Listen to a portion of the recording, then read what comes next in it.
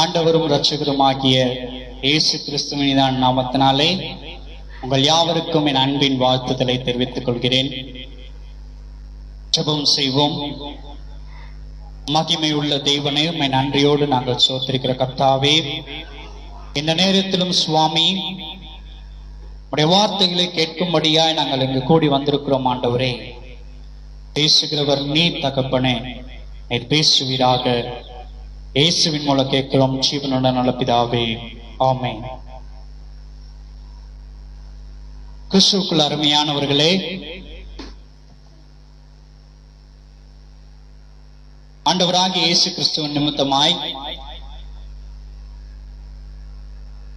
இந்த ஓய்வு நாளிலே உங்கள் யாவருக்கும் என் அன்பின் வாழ்த்துதலை தெரிவித்துக் கொள்கிறேன். நாம் இன்றைக்கு தியானிக்கும்படியாய் தெரிந்து கொள்ளப்பட்டதான வேத பகுதி ஆபகுக் 2ஆம் அதிகாரம் 9ஆம் வசனம். நாம் தியானிக்கும்படியாய் தெரிந்து கொள்ளப்பட்டதான தலைப்பு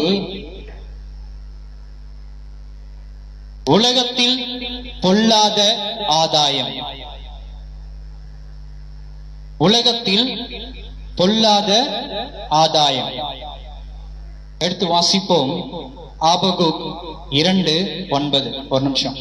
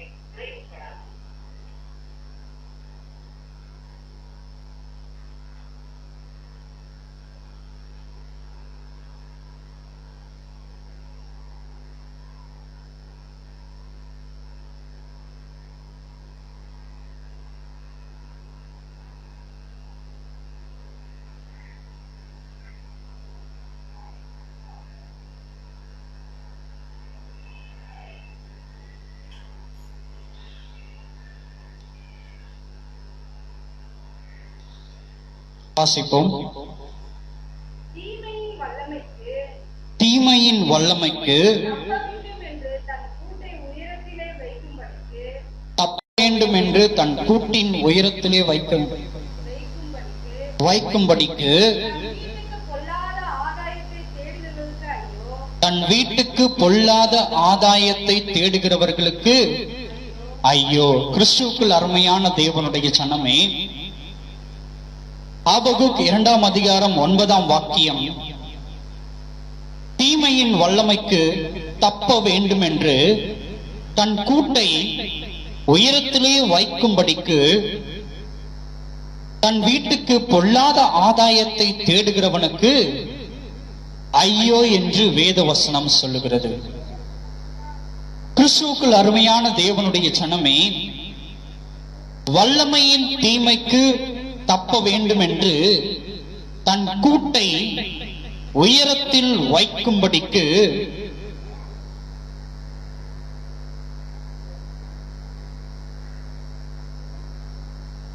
தன் வீட்டுக்கு பொல்லாத ஆதாயத்தை தேடுகிறவர்களுக்கு. யாருக்கு சொல்லப்படுகிறது? இந்த உலகத்திலே வாழ்ந்து கொண்டிருக்கிறதான மனிதர்களுக்காய் சொல்லப்பட்டதான வார்த்தை. கிறிஸ்துவுக்குள் அருமையான தேவனுடைய சனமே, மனிதர்களாகிய நாம் நம்முடைய வாழ்க்கையில் நாம் எப்படிப்பட்டவர்களாய் மாறிப்போய் இன்றைய சூழ்நிலையிலே நாம் வாழ்ந்து கொண்டிருக்கிறோம். நாம் எப்படிப்பட்டவர்களாய் இன்றைய காலகட்டத்திலே நாம் வாழ்ந்து கொண்டிருக்கிறோம். இன்றைய காலகட்டத்தின் மனிதனுடைய சூழ்நிலை எப்படிப்பட்டதாய் காணப்பட்டு கொண்டிருக்கிறது? பொல்லாத ஆதாயத்தை தேடி அவைகளை நாடுகிற மனிதனாய் இன்றைக்கு மனிதன் தன்னை மாற்றிக் கொண்டிருக்கிறான். எப்படி தன்னை மாற்றிக் கொண்டிருக்கிறான்? பொல்லாத ஆதாயத்தை தேடி அவைகளை தன் வயப்படுத்திக் கொள்ள வேண்டும் என்று அவைகளை நாடி ஓடுகிற மனிதனாய் இன்றைக்குரிய மனிதன் காணப்பட்டு கொண்டிருக்கிறான். வசனம் இங்கு சொல்லுகிற விதமாய் தீமையின் வல்லமைக்கு தப்ப வேண்டும் என்று தன் கூட்டை உயரத்திலே வைக்கும்படிக்கு மனிதன் என்ன செய்து கொண்டிருக்கிறான்? தீமையின் வல்லமைக்கு தப்ப வேண்டும் என்று தன் கூட்டை உயரத்தில் வைக்க வேண்டும் என்று ஆதாயப்படுத்துகிறவனாய் காணப்படுகிறான். இன்னைக்கு மனிதனுடைய எண்ணம் எப்படிப்பட்டதாய் காணப்பட்டு கொண்டிருக்கிறது? நான் அநேக பணத்தை என்ன பண்ண வேண்டும்? சம்பாதிக்க வேண்டும். மேன்மேலும் என்னுடைய அந்தஸ்தை என்ன பண்ணிக்கொள்ள வேண்டும்? நான் உயர்த்தி கொண்டே போயிருக்க வேண்டும் என்று மனிதன் என்ன பண்ணி கொண்டிருக்கிறான்? என்ன பண்ணி கொண்டிருக்கிறான்? மனுஷன் எல்லாவற்றையும் சேர்த்து வைக்க வேண்டும் என்று அதற்காகவே ஓடிக்கொண்டிருக்கிறான். அதையே நாடிக்கொண்டிருக்கிறான்.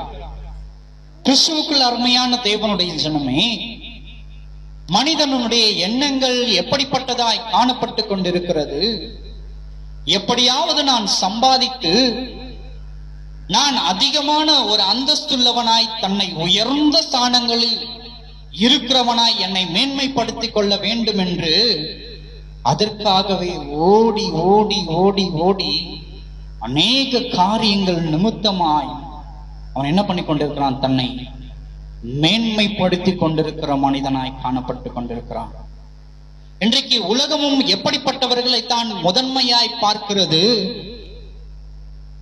மேலோங்கி நிற்பவர்களுக்குத்தான் முதல் மரியாதை என்று உலக மனிதர்கள் கூட இன்றைக்கு என்ன பண்ணி கொண்டிருக்கிறோம்? நாம் ஒரு உயர்ந்த அந்தஸ்துடையவர்களுக்கு மாத்திரமே நாம் மரியாதைகளை கொடுத்து கொண்டிருக்கிறோம். அவன் நல்லவனோ கெட்டவனா என்று நாம் ஒருபோதும் பார்ப்பதே கிடையாது. நாம் பார்க்கிற காரியங்கள், நம்முடைய கண்ணோட்டம் எப்படிப்பட்டதாய் காணப்பட்டு கொண்டிருக்கிறது? அவன் பெரிய கோட்டீஸ்வரன், ஒரு பெரிய பணக்காரன், ஒரு விழாவுக்கு வந்தால் அந்த விழாவுக்கு அழைக்கப்பட்டிருக்கிறதான நபர்கள் ஓடி போயிட்டு அவருக்கு தகுந்த மரியாதை கொடுத்து அழைத்து கொண்டு வந்து என்ன பண்ணுவாங்க? முதன்மையான இடத்திலே அவர்களை அமர பண்ணுவார். அவங்க நல்லவங்களோ கெட்டவங்களோன்றதெல்லாம் பார்க்கிறது கிடையாது. அவர்கள் பார்க்கிறதான கண்ணோட்டம் எப்படிப்பட்டதா இருக்கிறது? அவர் ஒரு ஆஸ்தியிலே ஒரு மிகப்பெரியவர், மிகப்பெரிய ஒரு கோட்டீஸ்வரர். கிறிஸ்துவுக்குள் அருமையான தேவனுடைய ஜனமே, மனிதனுடைய எண்ணம் தன்னை மேன்மைப்படுத்துகிற விதமாய் மாறி போயிருக்கிறது. எதற்காக? எனக்கு முதல் மரியாதை கிடைக்கப்பட வேண்டும், என்னுடைய அந்தஸ்து உயர்ந்த ஸ்தானத்தில் இருக்கப்பட வேண்டும், என் அந்தஸ்து உயர்ந்த காரியங்களிலே காணப்பட வேண்டும் என்று தன்னை மேன்மை பாராட்டிக் கொள்ள வேண்டும்படியாக மனிதன் தன்னை உயர்வாய் நினைத்துக் கொண்டிருக்கிறான். எரேமியாவின் புஸ்தகம் 49ஆம் அதிகாரம் 16ஆம் வசனம் நாம் வாசிப்போம். எரேமியா 49:16.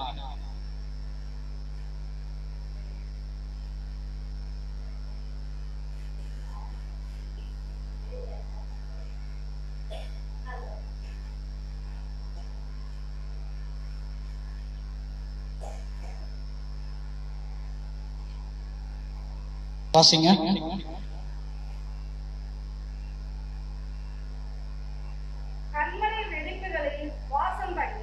கண்மலையின் வெடிப்புகளில் வாசம் பண்ணி மேடுகளின் உச்சியிலே பிடித்திருக்கிறவனே. மனிதனை பற்றி இங்கே எரேமியா எவ்விதமாய் சொல்லுகிறார்? கண்மலையின் வெடிப்புகளில் வாசம் பண்ணி மேடுகளின் உச்சியை பிடித்திருக்கிறவனே, உன்னால் உன் பயங்கரமும் உன் இருதயத்தின் அகந்தையும் உன்னை மோசம் போக்கிற்று. நீ கழுகை போல் உயரத்தில் உன் கூட்டை கட்டினாலும் அங்கிருந்து உன்னை விழப்பண்ணுவேன் என்று கர்த்தர் சொல்லுகிறார்.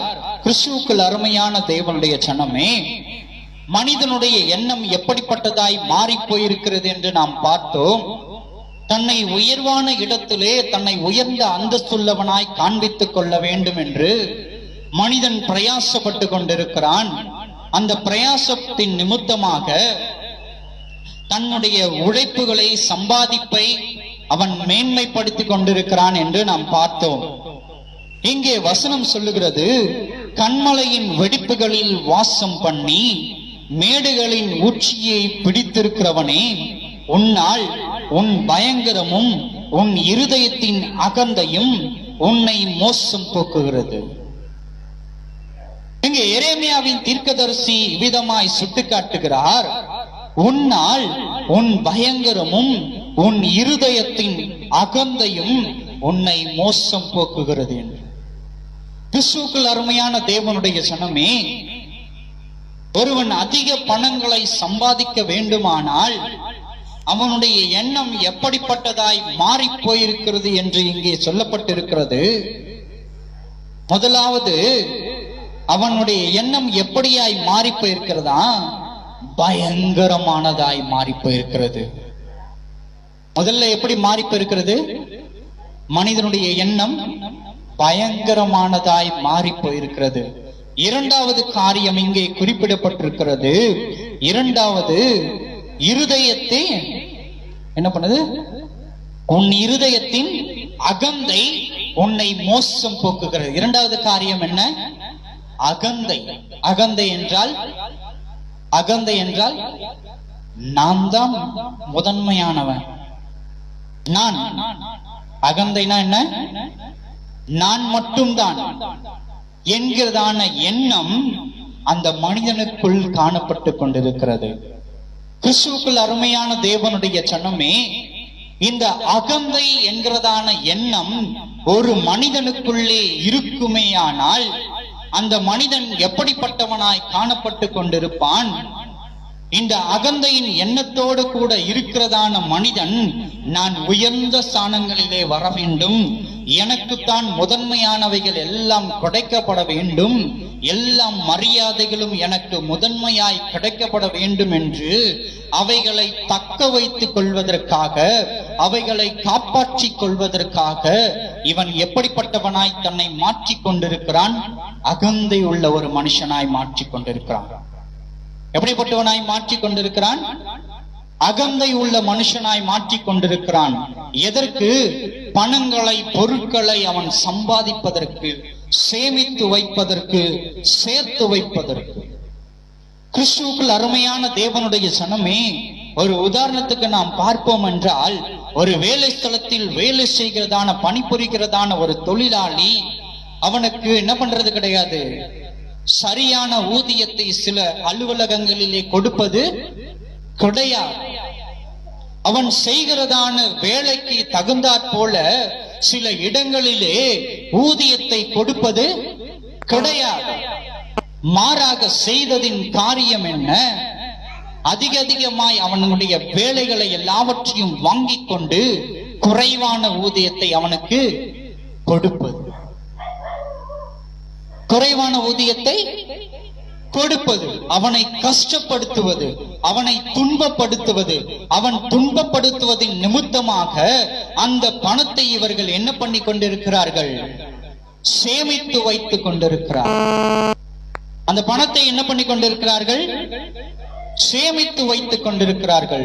தன் பொக்கிஷங்கள் மிகுதியாய் பெருக வேண்டும், தன் களஞ்சியங்கள் மிகுதியாய் காணப்பட வேண்டும், நான் ஒரு உயர்ந்த அந்தஸ்துள்ளவனாய் என்னை காண்பித்துக் கொள்ள வேண்டும் என்று அதிகமாய் ஒரு மனுஷனுடைய கஷ்டப்படுகிறதான ஒரு தொழிலாளருடைய ஒரு வியர்வையை சுரண்டி சுரண்டி சுரண்டி சுரண்டி தன் களஞ்சியங்களிலே அவைகளை பொக்கிஷமாக, பணங்களாக என்ன பண்ணி கொண்டிருக்கிறார்கள்? சேமித்து வைத்துக் கொண்டிருக்கிறார்கள். அகந்தையான உள்ளம், பயங்கரம் நிறைந்ததான ஒரு எண்ணம்.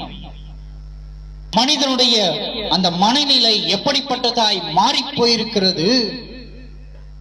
அவன் பயங்கரமான ஒரு எண்ணம் கொண்டவனாய் மாறினதன் நிமித்தமாகத்தான் சக மனிதன் என்றும் கூட பாராமல் ஒருவனை துன்பப்படுத்தி அவனை மிதித்து நான் மேலே வர வேண்டும் என்கிறதான எண்ணத்தோடு இன்றைக்கு ஓடிக்கொண்டிருக்கிறவனாய் காணப்படுகிறான். மனிதனுடைய நிலை எப்படிப்பட்டதாய் காணப்பட்டுக் கொண்டிருக்கிறது? எப்படிப்பட்டதாய் காணப்பட்டுக் கொண்டிருக்கிறது? அவனை கீழே தள்ளி நான் மேல வரணும். மனிதனுடைய எண்ணம் எப்படியாய் மாறி இருக்கிறது என்று இங்கே எரேமியாவின் தீர்க்கதரிசி சொல்லுகிறார். கன்மலையின் வெடிப்புகளில் வாசம் பண்ணி மேடுகளின் உச்சியை பிடித்திருக்கிறவனே, கன்மலையின் வெடிப்புகளில் வாசம் பண்ணி மேடுகளின் உச்சியை பிடித்திருக்கிறவனே. கன்மலையின் வெடிப்புகளில் வாசம் பண்ணத்தக்கவர்கள் யார்? இதை நாம் ஆழ்ந்து தியானிப்போம் என்றால், கன்மலையின் வெடிப்பு எங்கே குறிப்பிடப்பட்டிருக்கிறது? கொஞ்சம் கவனிங்க. இங்க கன்மலையின் வெடிப்பு எங்கே குறிப்பிடப்பட்டிருக்கிறது? மோசேயினிடத்திலே குறிப்பிடப்பட்டிருக்கிறது. மோசே கேட்கிறான், ஆண்டவரே நான் உம்மை தரிசிக்கப்பட வேண்டும். மோசே என்ன கேட்கிறான்?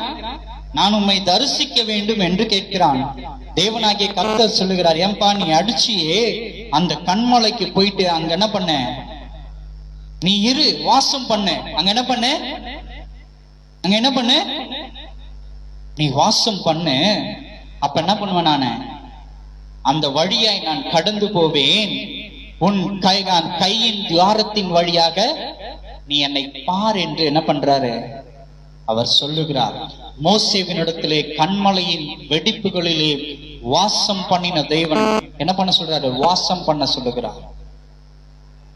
எதற்காக அவர் வாசம் பண்ண சொன்னார்? அவரை காண்பதற்காக, அவரை தரிசிப்பதற்காக கன்மலையின் வெடிப்புகளில் தேவனாகிய கர்த்தர் வாசம் பண்ண சொன்னார். யாரை? மோசேவை. ஆனால் இங்கே வசனம் சொல்லுகிறது, எரேமியாவின் தீர்க்கதரிசியின் நிமித்தமாய் கன்மலையின் வெடிப்புகளில் வாசம் பண்ணி மேடுகளின் உச்சியை பிடித்திருக்கிறவனே, உன்னால் உன் பயங்கரமும் உன் இருதயத்தின் அகந்தையும் உன்னை மோசம் போக்குகிறது.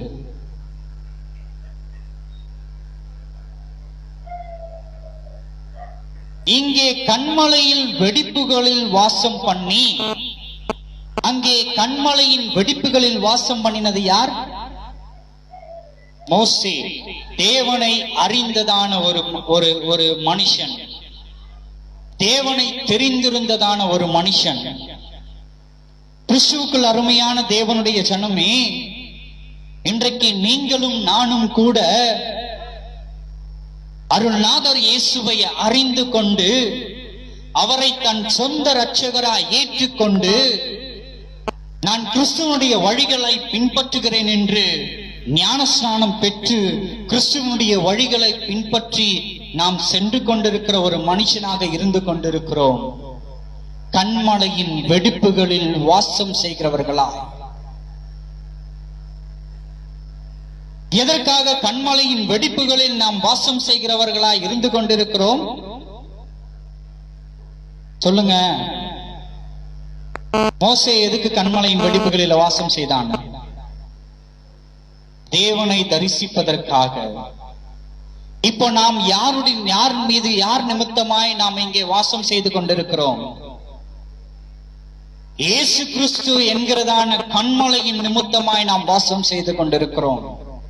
இங்கே கூர்ந்து நீங்கள் சற்று கவனிக்க வேண்டும்.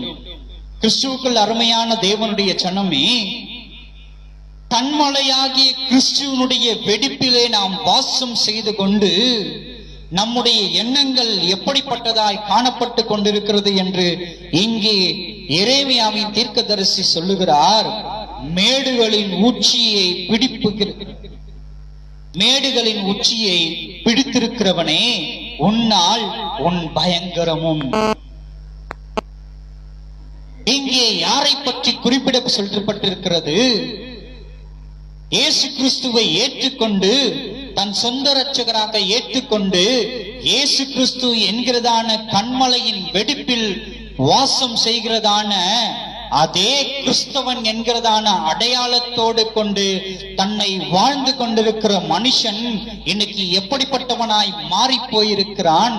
உலகத்தின் இன்பங்களின் நிமித்தமாய் ஈர்க்கப்பட்ட மனுஷனாய், உலகத்தின் சௌகரியங்களை சம்பாதித்து நான் சேமித்து வைத்துக் கொள்ள வேண்டும், என் களஞ்சியங்கள் மிகுதியாய் காணப்பட வேண்டும் என்று தன் இருதயத்தில் அகந்தையுள்ள மனுஷனாய் இன்றைக்கு கிறிஸ்தவன் என்கிறதான போர்வைக்குள் தன் போர்த்திக் கொண்டு அலைந்து திரிந்து கொண்டிருக்கிறான் என்று இங்கே எரேமியாவின் தீர்க்கதரிசி சுட்டிக்காட்டுகிறவராய் காணப்படுகிறார்.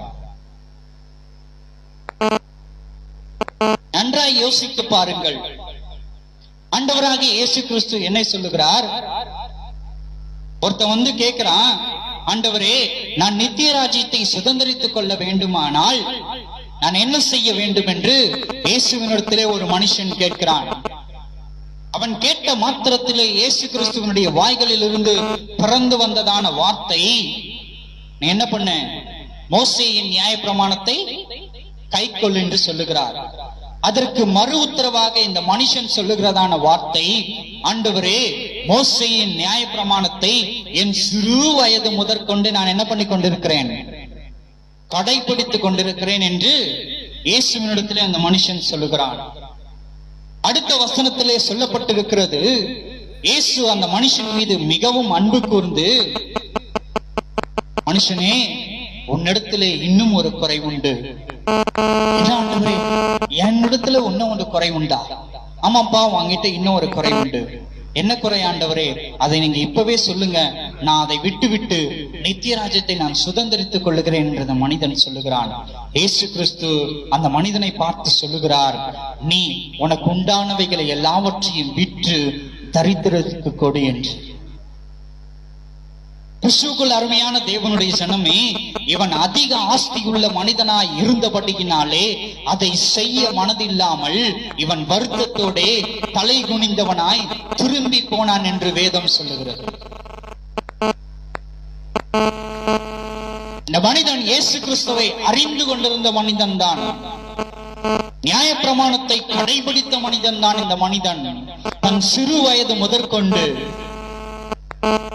ஆனால் இவன் செய்த காரியம் என்ன? இயேசு கிறிஸ்து உனக்கு உண்டானவைகளை எல்லாவற்றையும் விற்று தரித்திரருக்கு கொடு என்ற பொழுது அவன் அதை செய்ய மனதில்லாதவனாய் என்ன பண்ணி போனான்?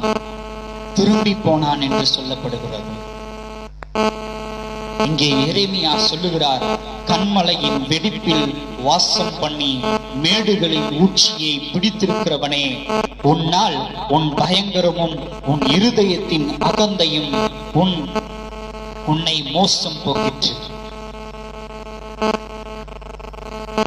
யாரால் மோசம் போக்கிற்று? உன்னாலேயே உன்னை மோசம் போக்கிற்று. எது மோசம் போக்கிற்று? உன் இருதயத்தின் அகந்தையும் உன் இருதயத்தின் பயங்கரமும். உன் இருதயத்தின் அகந்தை என்ன? நீ கன்மலையில் வெடிப்புகளில் இருக்கிறவன் தானே. நீ கன்மலையின் வெடிப்புகளில் வாசம் செய்கிறதான கிறிஸ்தவன் என்கிறதான போர்வையை போத்திக் கொண்டிருக்கிறவன் தானே. உனக்குள் எப்படிப்பட்ட எண்ணம் இருக்க வேண்டும்?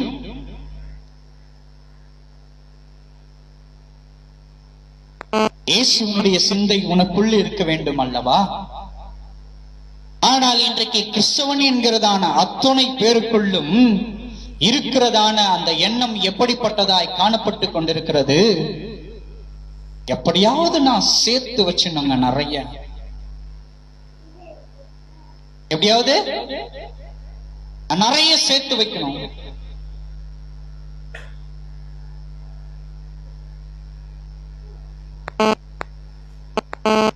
அடுத்தவன் எப்படி கஷ்டப்பட்டு கொண்டிருந்தா கூட பரவாயில்லை,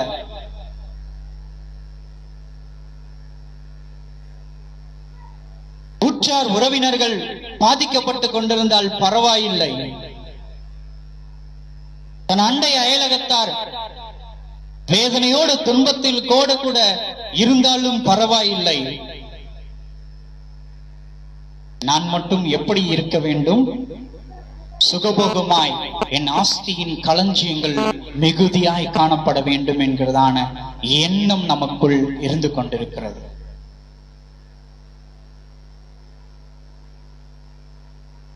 வசனம் தெளிவாய் சொல்லப்பட்டிருக்கிறது.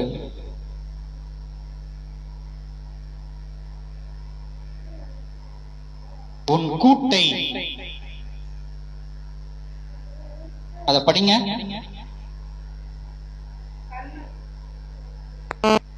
நீ கழுகை போல உயரத்தில் உன் கூட்டை கட்டினாலும் அங்கிருந்து உன்னை விழப் பண்ணுவேன் என்று கர்த்தர் சொல்லுகிறார். நீ எவ்வளவுதான் சேர்த்து வச்சு நான் உயர்ந்த ஸ்தானத்துல இருக்கிறவன், நான் தான் பெரிய கோட்டீஸ்வரன், எனக்கு நிகரானது ஒன்றும் இந்த பூமியில் இல்லை என்கிறதான எண்ணம் உனக்குள்ளே எவ்வளவு உயர்வாக இருந்தாலும் சரி, இங்கே வசனம் சொல்கிறது, நீ எவ்வளவு உயரத்துக்கு ஏறி போனாலும் அங்கிருந்து உன்னை விழத் தள்ளி போடுவேன் என்று தேவனாகிய கர்த்தர் சொல்லு.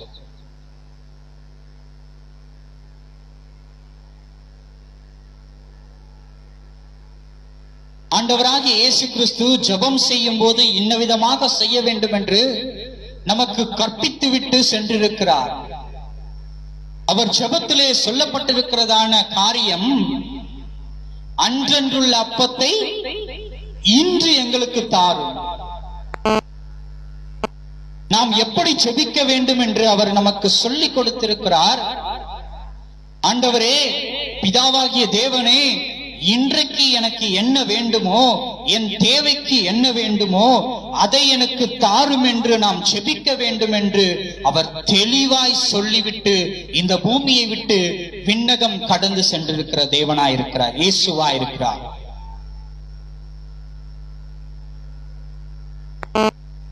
இன்றைக்கு தேவையானது எனக்கு வேண்டும் என்று கேட்க சொன்ன இயேசு கிறிஸ்து, ஆனால் நாம் கேட்பது என்ன?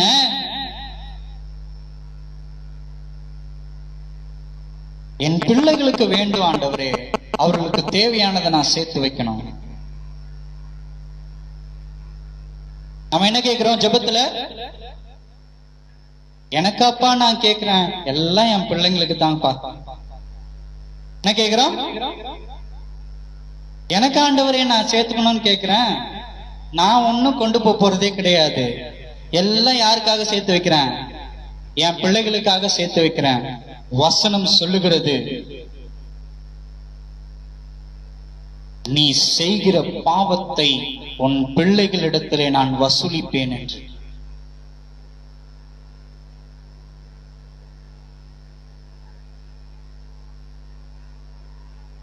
நீ எத்தனை பேரை அடித்து துன்பப்படுத்தி தன் காலின் கீழே மிதித்து அவர்களுடைய ரத்தத்தை உறிஞ்சி நீ சேமித்து வைக்கிறதான ஒவ்வொரு பொக்கிஷத்தின் களஞ்சியமும் அவன் படுகிற வேதனையிலும் கண்ணீரையும் யாரிடத்திலே அவர் கேட்பார்? உன்னிடத்திலேயும் உன் பிள்ளைகளிடத்திலேயும் அவர் கணக்கு தீர்க்கிறவராய் காணப்படுகிறார். ஒரு காரியத்தை நீ நன்றாய் அறிந்து கொள், அவர் நீதியுள்ள நியாயாதிபதி. அவர் சொன்னால் நிச்சயமாய் செய்து முடிக்க வல்லமையுள்ள தேவனாயிருக்கிறார்.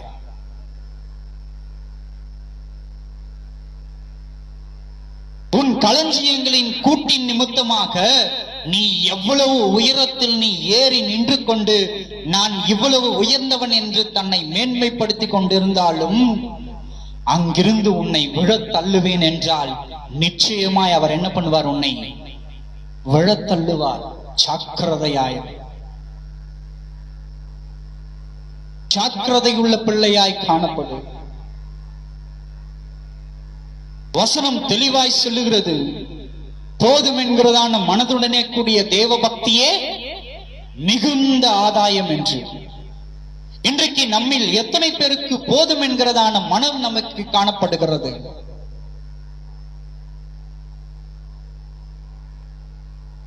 நடந்து போறவனுக்கு, சைக்கிள்ல போறவனை பார்த்தா அவன் சைக்கிள்ல போறானே, நான் நடந்து போறேனே என்று ஒரு ஆதங்கம்.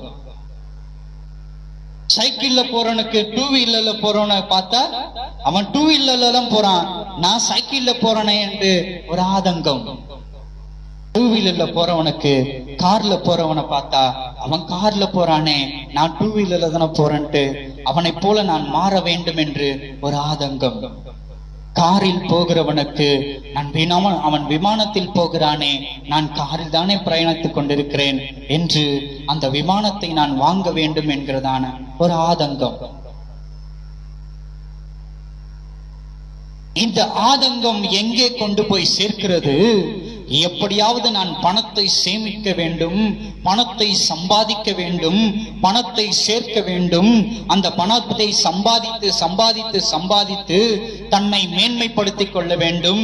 நான் ஆசைப்பட்டதெல்லாம் வாங்கி குவித்துக் கொள்ள வேண்டும், சேமித்து வைத்துக் கொள்ள வேண்டும் என்று ஆசைப்படுகிறதான மனிதன் எப்படி நித்திய ராஜ்யத்தை சுதந்திரிக்க முடியும்? சற்று யோசித்து பாருங்கள். நித்திய ராஜ்யத்தை சுதந்திரிக்க வேண்டுமானால் ஒரே ஒரு காரியத்தை அவர் சொல்லி இருக்கிறார். ஒருவன் தன்னைத்தான் வெறுத்து தன் சிலுவையை சுமந்து கொண்டு என்னை பின்பற்ற வேண்டும் என்று. நீ உன் ஜெபத்திலே ஜெபித்துக் கொண்டிருப்பது என்னவா இருக்கிறது? ஆண்டவரே, நான் இதை வாங்கணும்பா, அந்த இடத்தை வாங்கணும் ஆண்டவரே. ஆண்டவரே, நான் கார் வாங்கணும், நான் பிளைட் வாங்கணும். உன் ஜெபங்கள் உன்னை மேன்மைப்படுத்தக்கூடியதா இருந்தால் உன் ஜெபங்களின் நிமித்தமாய் எப்படி அவர் உனக்கு பதில் கொடுக்க முடியும்? எப்படி அவர் பதில் கொடுக்க முடியும்? அவர் நீதியுள்ள நியாயாதிபதி. ஒரு வார்த்தை சொன்னால் ஆம் என்றும் ஆமேன் என்றும் அவர் நிறைவேற்றி முடிக்க வல்லமையுள்ள தேவனாய் இருக்கிறார். அவர்தான் சொல்லி இருக்கிறார், போதும் என்கிறதான மனதுடனே கூடிய தேவ பக்தியே மிகுந்த ஆதாயம் என்று. அவர்தான் சொல்லி இருக்கிறார், அன்றன்றுள்ள அப்பத்தை இன்று எங்களுக்கு தாரும் என்று செபிக்க வேண்டும் என்று. அன்றன்றுள்ள அப்பத்தை இன்று எங்களுக்கு தாரும் என்று செபிக்க வேண்டும் என்று கற்பித்த தேவன், நீ பிளைட் வாங்கு, நீ அந்த ஜெபத்தை ஜெபித்தால் நான் உன்னை ஆசீர்வதிப்பேன் என்று அவர் ஆசீர்வதிப்பாரா? என் பிள்ளைகளுக்காக இந்த இடத்தை நான் வாங்கி சேமித்து வைக்க வேண்டும் என்று, என் பிள்ளைகளுக்காக நான் பேங்க்ல இவ்வளவு கோடி நான் சேர்த்து வைக்க வேண்டும் என்று, ஆண்டவரே சேமிப்பதற்கு எங்களுக்கு பணத்தை தாரும் என்று நீ ஜெபம் செய்வாயானால் அந்த ஜெபத்தை கேட்டு உனக்கு பதில் அளிப்பாரா? நம்முடைய ஜெபம்லாம் எப்படி இருக்கு? உலக ஆசீர்வாதத்தை நோக்கிதான் நம்முடைய ஜெபங்கள் எல்லாம் இருக்கிறது. யோபு என்கிறதான மனுஷன் சொல்லுகிறான், எடுத்து வாசிங்க. யோபு 39ஆம் அதிகாரம் 27 முதல் 30ஆம் வசனம் என்ன சொல்லுகிறது என்று நாம் பார்ப்போம். யோபு என்கிறதான மனுஷன் சொல்றான்,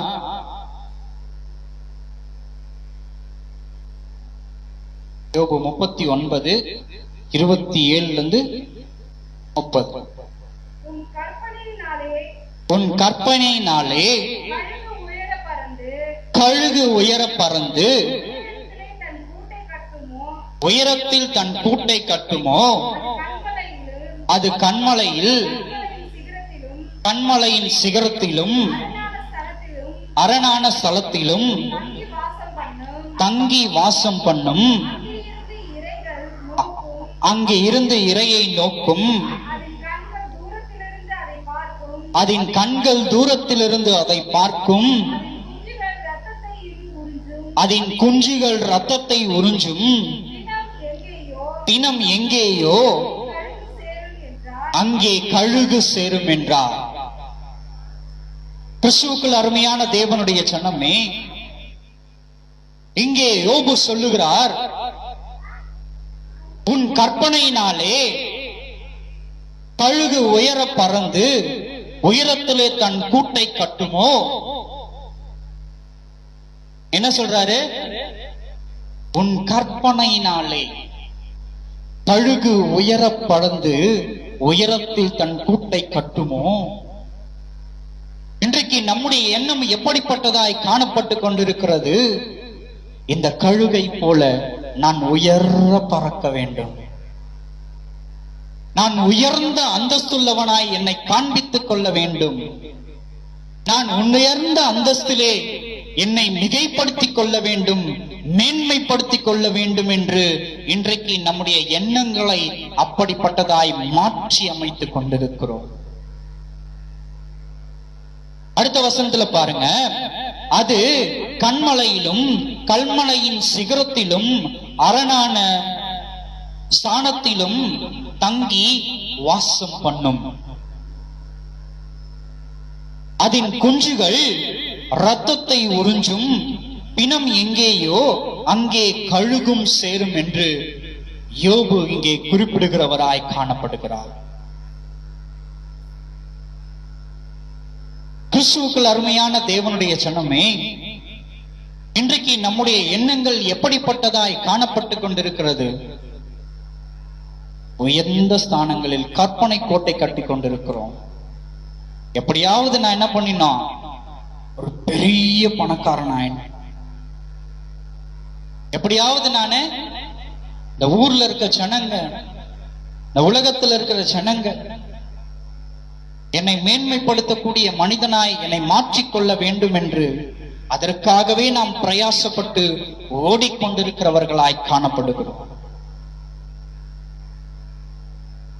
இங்கே வசனம் சொல்லுகிறது, அது கண்மலையிலும் கண்மலையின் சிகரத்திலும் அரணான ஸ்தானத்திலும் தங்கி வாசம் பண்ணும், அங்கிருந்து இறையை நோக்கும். நாம் இன்றைக்கு இறையை எப்படி நோக்குகிறவர்களாய் காணப்படுகிறோம்?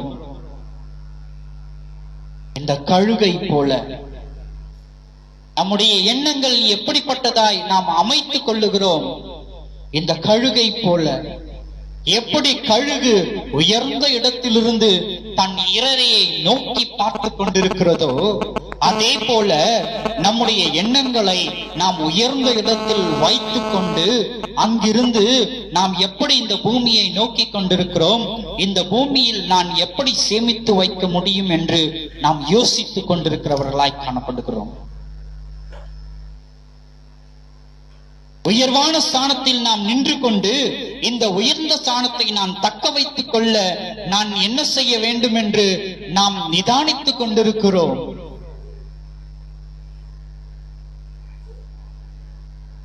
இதனுடைய பிரதிபலன் எப்படிப்பட்டதா இருக்கும் என்று இங்கே 30வது வசனத்திலே சொல்லியிருக்கிறார். அதன் குஞ்சுகள் இரத்தத்தை உறிஞ்சும். யாருடைய குஞ்சுகள்? யாருடைய குஞ்சுகள்?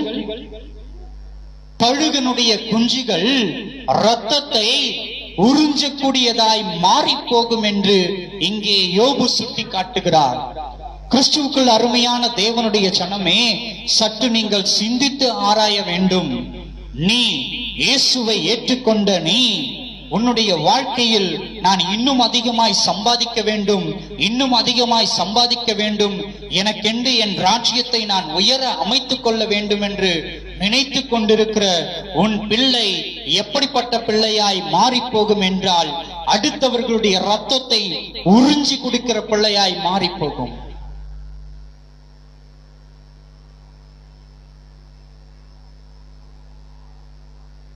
நம்முடைய மூதாதையர்கள்லாம் ஒரு ஒரு ஒரு ஒரு ஒரு ஒரு பழமொழி ஒன்று சொல்லியிருக்கிறாங்க.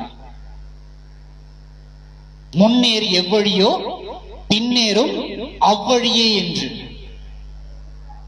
வயல்வெளியில் ஏர் உழுது கொண்டிருக்கும் பொழுது முன்னாடி போகிறதான ஏர் எப்படி எந்த வழியாய் எதை நோக்கி போகிறதோ, பின்னாடி வரக்கூடியதான அத்தனை ஏர் வண்டிகளும் அந்த முன் ஏரை நோக்கியே என்ன பண்ணி கொண்டிருக்கும்?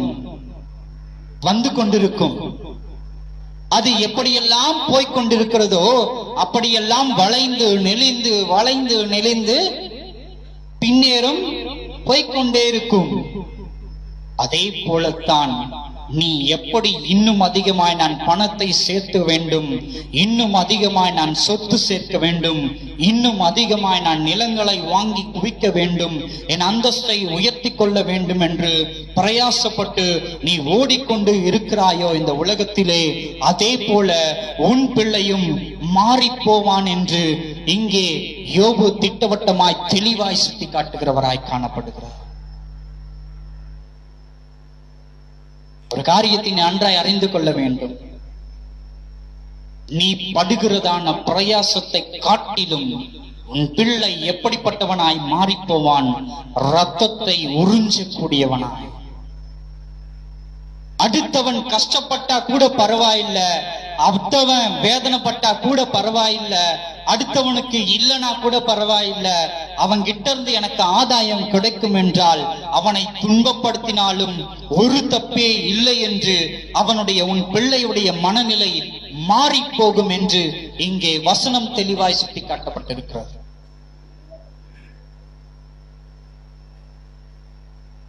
உன் எண்ணம் எப்படிப்பட்டதாய் காணப்படுகிறது? கிறிஸ்துவுக்குள் அருமையான தேவனுடைய சனமே, நீ கண்மலையின் வெடிப்புகளில் தங்கி இருக்கிறதான பிள்ளைதான், இல்லை என்று சொல்லவில்லை. இந்த கண்மலையின் வெடிப்புகளில் தங்கி இருக்கும் பொழுது உன் எண்ணம் எப்படிப்பட்டதாய் காணப்பட வேண்டும்? நான் தேவனை தரிசிக்க வேண்டும் என்கிறதான எண்ணம் நிறைந்தவனாய் மாத்திரம்தான் இருக்க வேண்டுமே தவிர, மோசேயை போல அவனுடைய எண்ணம் எப்படிப்பட்டதா இருந்தது? எப்படியாவது தேவனை தரிசித்து விட வேண்டும். கண்மலையின் வெடிப்புகளில் தங்கி இருக்கிறதான நமக்கு எப்படியாவது இயேசுவை நாம் தரிசிக்க வேண்டும் என்கிறதான எண்ணம் மாத்திரம்தான் நமக்கு இருக்க வேண்டுமே தவிர, இந்த கண்மலையின் வெடிப்புகளில் தங்கிக் கொண்டு என் கூட்டை நான் உயரத்திலே நான் அமைத்துக் கொள்ள வேண்டும் என்கிறதான எண்ணமுடையவர்களாய் நீங்கள் இருப்பீர்கள் என்றால், நீ எவ்வளவு உயர எழும்பினாலும் அந்த உயரத்திலிருந்து உன்னை விழத் தள்ளுவேன் என்று தேவனாகிய கர்த்தர் சொல்லுகிறார். அல்லேலூயா, அல்லேலூயா. இங்க பாருங்க, பிணம் எங்கேயோ அங்கே கழுகும் சேரும் என்றார். உன் வாழ்க்கை எப்படிப்பட்டதாய் மாறி போகும்?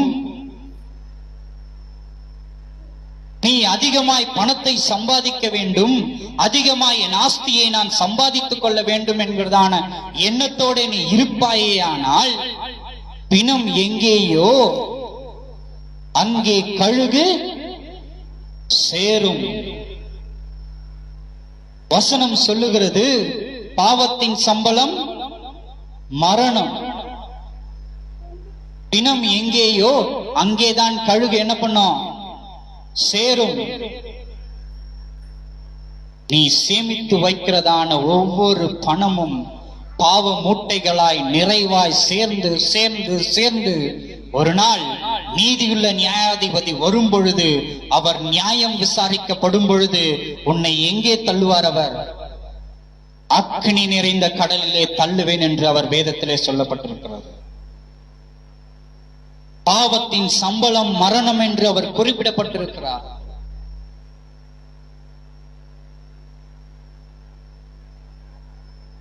நீ பிணங்கள் நிறைந்ததான கழுகை போல, அந்த கூட்டத்தில் சேருகிறதான கழுகை போல இருக்க போகிறாயா, அல்லது கண்மலையின் வெடிப்புகளில் தங்கி இருக்கிறதான மோசேவை போல நீ காணப்பட போகிறாயா? இன்னொருவரைக்கு நாம் கடைசியாய் பார்த்து வேக வேகமாய் பார்த்து நாம் கடந்து போகலாம். எடுத்து வாசியுங்கள். ஏசாயாவின் புஸ்தகம் 14ஆம் அதிகாரம் 13ஆம் வசனத்திலிருந்து 15ஆம் வசனம் வரைக்கும். ஏசாயா 14:13 முதல் 15 வரை. ஒரு நிமிஷம்.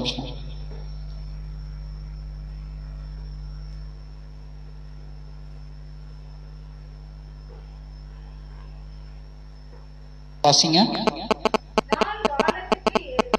நான் வானத்துக்கு ஏறுவேன், தேவனுடைய நட்சத்திரங்களுக்கு மேலாக என் சிங்காசனத்தை உயர்த்துவேன். வடபுறங்களில் உள்ள ஆராதனை கூட்டத்தின் பர்வதத்திலே வீற்றிருப்பேன் என்றும் நான் மேகங்களுக்கு மேலாக உன்னதங்களில் ஏறுவேன், உன்னதமானவருக்கு ஒப்பாவேன் என்று நீ உன் இருதயத்தில் சொன்னாயே. ஆனாலும் நீ ஆகாதமான பாதாளத்திலே தள்ளுண்டு போனாய். கிறிஸ்துவுக்குள் அருமையான தேவனுடைய சன்னமே, இங்கே யாரை பற்றி குறிப்பிடப்பட்டிருக்கிறது? தள்ளப்பட்டவனாகிய தூதனை பற்றி இங்கே குறிப்பிடப்பட்டிருக்கிறது. வசனம் சொல்லுகிறது, நான் வானத்துக்கு ஏறுவேன். அவன் என்ன செய்தானா? அவனுடைய எண்ணம் எப்படி நிறைந்ததாய் காணப்பட்டதாம். நான் வானத்துக்கு ஏறுவேன், தேவனுடைய நட்சத்திரங்களுக்கு மேலாக என் சிங்காசனத்தை உயர்த்துவேன், வடபுறத்தில் உள்ள ஆராதனை கூட்டத்தின் பர்வதத்திலே வீற்றிருப்பேன் என்றும் நான் மேகங்களுக்கு மேலாக உன்னதங்களில் ஏறுவேன், உன்னதமானவைக்கு ஒப்பாவேன் என்று நீ உன் இருதயத்தில் சொன்னாயே. யார் சொன்னது? யார் சொன்னது? தள்ளப்பட்ட தூதன் சொன்னது. அவன் எப்படி நினைத்து கொண்டிருக்கிறான்? அந்த தள்ளப்பட்ட தூதன் அவன் எதற்காக தள்ளப்பட்டான்? நான் வானத்துக்கு ஏறுவேன், தேவனுடைய நட்சத்திரங்களுக்கு மேலாக என் சிங்காசனத்தை உயர்த்துவேன். அவன் எண்ணம் எப்படிப்பட்ட எண்ணமாய் காணப்பட்டுக் கொண்டிருந்தது? அவன் யார்? ஒரு தூதன். தேவ நாமத்துக்கு கீழ்ப்பட்டதான ஒரு தூதன், தேவனுக்கு கீழ்ப்பட்டதான ஒரு தூதன் அவன். அந்த தூதனுடைய எண்ணம் எப்படிப்பட்டதாய் மாறி போனது? நான் வானத்துக்கு ஏறுவேன், தேவன் இருக்கிற இடத்துக்கு ஏறுவேன், என் சிங்காசனத்தை அவர் என்ன போட்டிருக்கீங்க? என் சிங்காசனத்தை உயர்த்துவேன். எங்க உயர்த்துவேன்? நட்சத்திரங்களுக்கு மேலாக உயர்த்துவேன் என்று. அவனுடைய எண்ணம் எப்படியாய் மாறினது?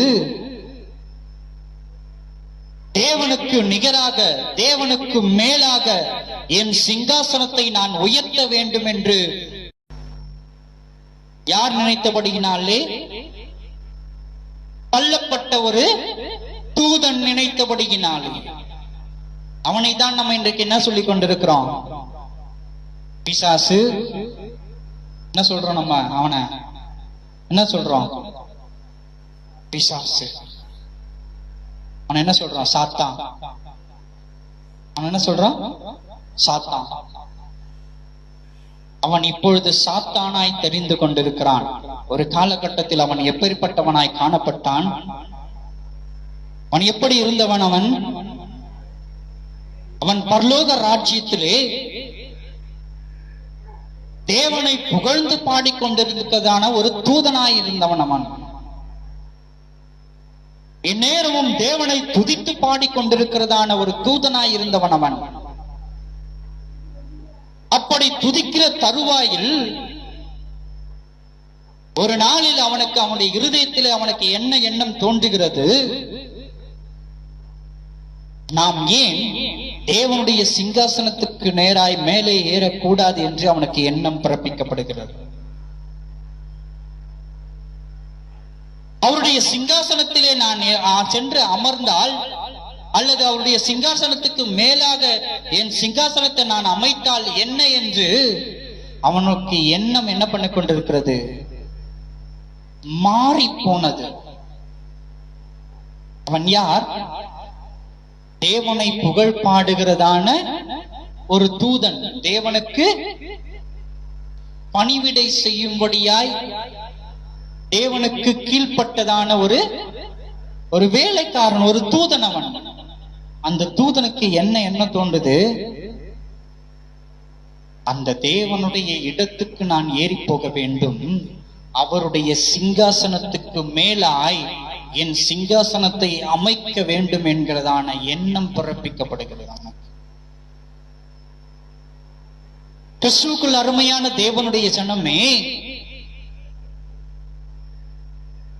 இதே தூதனுடைய எண்ணம் தான், இந்த பிசாசுனுடைய எண்ணம் தான் இன்றைக்கு ஒவ்வொரு மனிதனுக்குள்ளும் ஆணி வேராய் நிலைத்து கொண்டிருக்கிறது.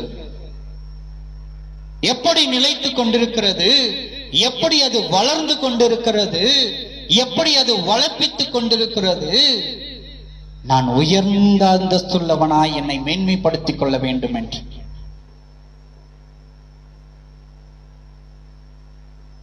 எந்த ஆவி கிரியை செய்து கொண்டிருக்கிறது? பிசாசுனுடைய ஆவி, அவனுடைய எண்ணம் ஒவ்வொரு மனிதனுக்குள்ளும் எப்படி கிரியை செய்து கொண்டிருக்கிறது? எப்படி அந்த தள்ளப்பட்டதான தூதன் நினைத்தான் தன் சிங்காசனத்தை, அவருடைய சிங்காசனத்துக்கு மேலாய் என் சிங்காசனத்தை நிலைநாட்ட வேண்டும் என்று நினைத்தானோ, அதே போல இந்த பூமியின் ராஜ்யத்துக்கு மேலாய் என்னை நான் உயர்த்த வேண்டும் என்று ஒவ்வொரு மனிதனும் நினைத்து பிரயாசப்பட்டு கொண்டு இன்றைக்கு ஓடி சேர்த்து வைக்கிறதான எண்ணத்தோட ஓடி திரிந்து கொண்டிருக்கிறான். எல்லா மனுஷனுக்குள்ள ஒரு எண்ணம் இருக்கும், எப்படியாவது நான் ஏதாவது சேர்த்து வச்சிடணும், நான் சேர்த்து வைத்து விட வேண்டும். எதற்கு? என் கடைசி காலத்துக்கென்று. அது எப்படிப்பட்டதான எண்ணம்? அது இந்த தூதன் வைத்திருந்ததான எண்ணம். நான் வானங்களுக்கு நேராக ஏறுவேன், அவருடைய சிங்காசனத்துக்கு மேலா என் சிங்காசனத்தை அமைப்பேன் என்கிறதான எண்ணம். அது என் கடைசி காலத்துக்காக நான் சேமித்து வைக்கிறதான எண்ணம், அந்த எண்ணத்துக்கு ஈக்குவலானது. இன்னும் அதிகமாய் சேர்க்கணும், இன்னும் அதிகமாய் சேர்க்கணும், இன்னும் அதிகமாய் சேர்க்கணும். இந்த உலகத்திலே மிகவும் உயர்ந்த பணக்காரனா நான் இருக்க வேண்டும் என்கிறதான எண்ணம்.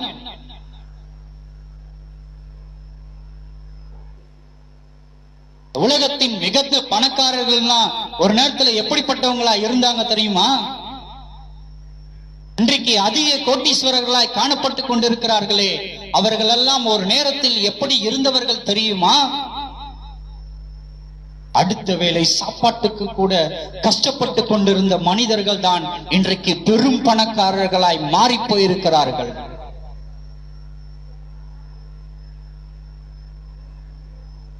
அடுத்த ஒருவேளை சாப்பாட்டுக்கு கூட கஷ்டப்பட்டு கொண்டிருந்தவர்கள் தான் அவர்கள் இன்றைக்கு அந்தஸ்திலே உயர்ந்தவர்களாய் காணப்படுகிறார்கள், ஆஸ்தியிலே உயர்ந்தவர்களாய் காணப்படுகிறார்கள், புகழ்ச்சியிலே உயர்ந்தவர்களாய் காணப்படுகிறார்கள். அவர்களை போலத்தான் இன்றைக்கு ஒவ்வொரு மனிதனுக்குள்ளும் இந்த எண்ணம் கிரியை செய்து கொண்டிருக்கிறது. எப்படி அவர்களுக்குள் கிரியை செய்த போது எப்படியாவது நான் சம்பாதித்து நான் நிறைய சேமித்து வைக்க வேண்டும் என்று அவர்கள் சேமித்து வைத்தார்களோ, அதே எண்ணத்தில் தான் இன்றைக்கு ஒவ்வொரு மனிதனும் நான் எப்படியாவது கஷ்டப்பட்டு நான் சேமித்து வைக்க வேண்டும், நான் சேமித்து வைக்க வேண்டும், நான் ஒரு உயர்ந்த அந்தஸ்தை அடைய வேண்டும் என்கிறதான எண்ணத்தோடு இன்றைக்கு ஓடிக்கொண்டிருக்கிற மனிதனாய் காணப்படுகிறார். இந்த பிசாசுவை போல நான் வானங்களுக்கு மேலா ஏறுவேன், என் சிங்காசனத்தை அவருடைய சிங்காசனத்துக்கு மேலாய் நான் அமைப்பேன் என்று எப்படி இவன் இருதயத்தில் நினைத்தானோ, அவன் நினைத்த மாத்திரத்திலேயே அதை தேவன் அறிந்து கொண்டவராய் அந்த பரலோகத்தை விட்டு அவனை என்ன பண்ணாரு? பாதாளத்துக்கு தள்ளி போட்டார் என்று வேத வசனம் சொல்லுகிறது. கிறிஸ்துவுக்குள் அருமையான தேவனுடைய ஜனமே, ஒரு காரியத்தை நீ நன்றாய் அறிந்து கொள். வேதவசனம் தெளிவாய் சொல்லுகிறது, அன்றன்றுள்ள அப்பத்தை இன்று எங்களுக்கு தாரும் என்று அவர் ஜெபம் பண்ணும்படியாய் சொல்லி சென்றிருக்கிறார் பரமேறி. அவர் நீதியுள்ள நியாயாதிபதியாய் மீண்டுமாய் திரும்பி வரப்போகிறார்.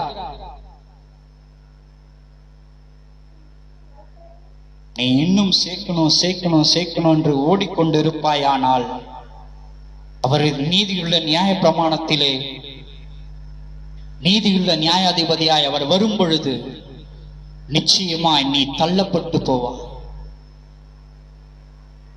உன் கூட்டை நீ எவ்வளவு உயரத்தில் நீ கட்டி இருந்தாலும் சரி, இந்த உலகத்தில் தான் நீ உயர்ந்த அந்தஸ்துடையவன், இந்த உலகத்தில் தான் நீ முதன்மையான பணக்காரன், இந்த உலகத்தில் தான் நீ அதிகமாய் படித்தவன், இந்த உலகத்தில் தான் நீ அதிக செல்வாக்குடையவன், இந்த உலகத்தில் தான் நீ அதிக ஞானம் பெற்றவன்.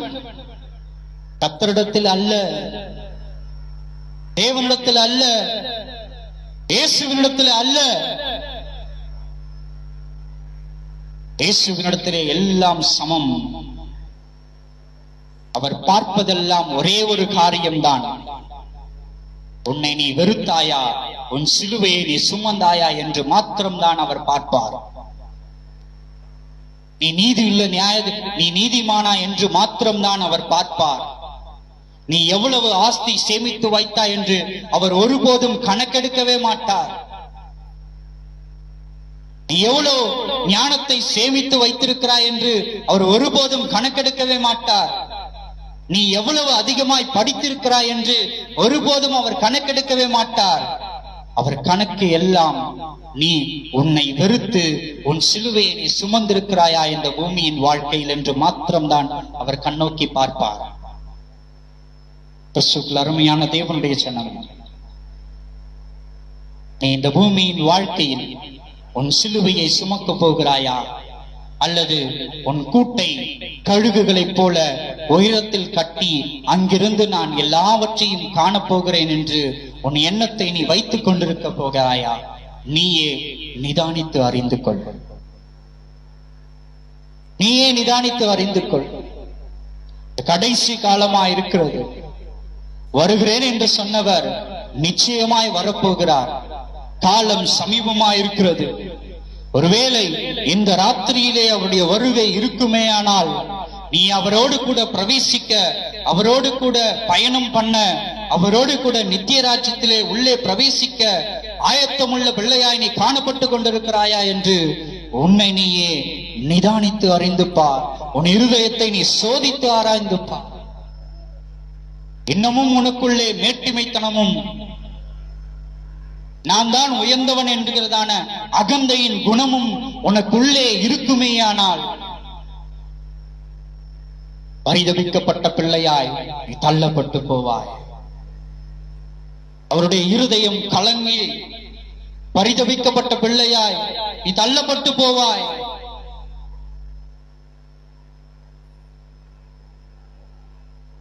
அருமையான தேவனுடைய ஜனம், வசனம் சொல்லுகிறது, ஆகாயத்து பறவைகளை கவனித்துப் பார். அவைகள் விதைக்கிறதும் இல்லை, அறுக்கிறதும் இல்லை, நூற்கிறதும் இல்லை, களஞ்சியங்களில் கொண்டு போய் சேர்க்கிறதும் இல்லை. அவைகளை பிழைப்பூட்டுகிற பரமபிதா உங்களை பிழைப்பூட்ட அதிக நிச்சயம் அல்லவா என்று வேத வசனம் சொல்லுகிறது. நாளைய தினத்தை குறித்து நீ கவலைப்பட்டுக் கொண்டிருப்பாயே ஆனால் நீ தள்ளப்பட்ட பிள்ளையாய் என்ன பண்ணுவாய்? தள்ளப்பட்ட பிள்ளையாய் எரிகிறதான அக்கினி கடலிலே தள்ளப்பட்டு போவாய். ஒப்புக்கொடு. தேவனே, நான் உம் சிலுவையை சுமக்க ஆயத்தம் உள்ளவன் என்று ஒப்புக்கொடு. அப்பொழுது உன் வாழ்க்கை தேவனை நோக்கி பயணம் பண்ண ஆயத்தம் உள்ளதாய் காணப்படும். ஜெபம் செய்வோம்.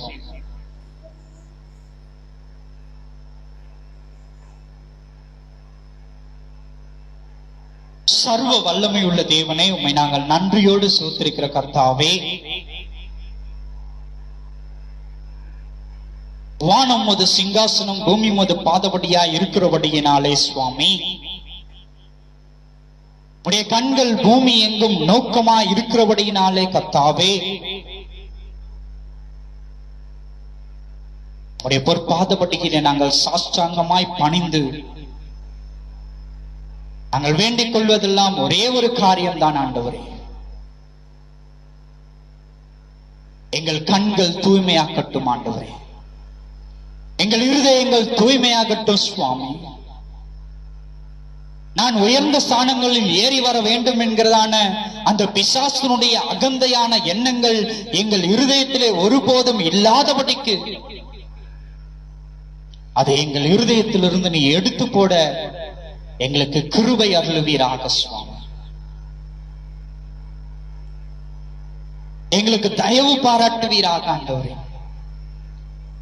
இவ்வளவு நாட்களும் இவ்வளவு காலங்களும் ஆண்டவரே எங்களுடைய வாழ்க்கையில் எங்கள் கண்களின் நிமித்தமாய் இந்த உலக மாயைகளை கண்டு அவைகளை நாங்கள் சுதந்திரித்துக் கொள்ள வேண்டும் என்று ஓடி ஓடி ஓடி நாங்கள் பிரயாசப்பட்டது போதும் ஆண்டவரே.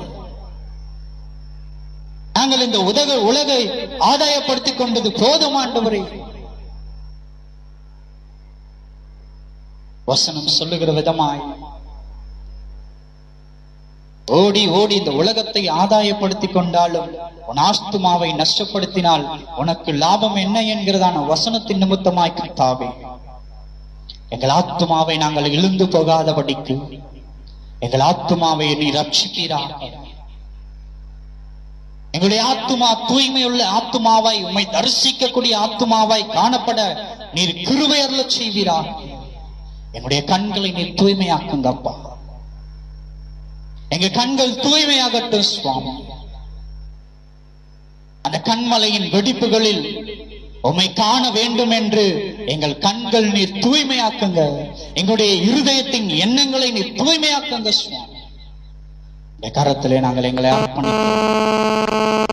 இயேசுவின் மூலம் கேட்கிறோம் ஜீவனுள்ள நல்ல பிதாவே. ஆமென். ஆமென்.